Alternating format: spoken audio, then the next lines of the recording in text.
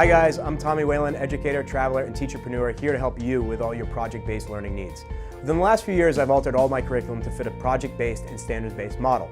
All work is student-proposed, technology-based, and uses real-world confines. My assignments are also self, peer, and teacher-assessed to make worksheets and multiple-choice tests a thing of the past. For each of these videos here is to give you a little taste about some of the projects that we're working on right now. I'll introduce the basic formula for each project and then provide you some samples of discipline-specific content you can use right in your own classrooms. First up, design, draw, place, and pitch.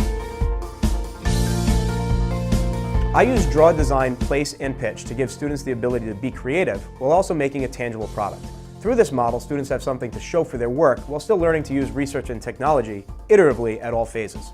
Regardless of the subject matter chosen, students follow the same general process for all draw, design, place, and pitch projects. First, students draw a design on blueprints using paper and pencil. This allows students to think and get their ideas out without any confines or specifics.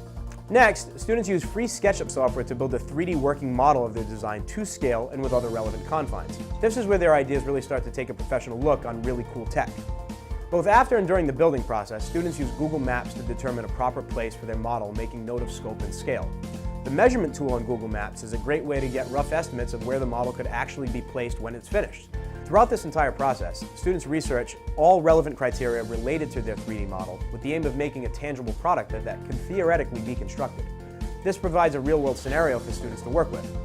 After the model is built and placed, students pitch the project by explaining what they designed, how they designed it, and for what purpose. It can also be extended to a variety of other project-based assignments to have them advocate for their own work. To see some sample videos of draw, design, place, and pitch in action, check out the relevant playlist and get some subject matter ideas of where to start. Good luck and happy designing.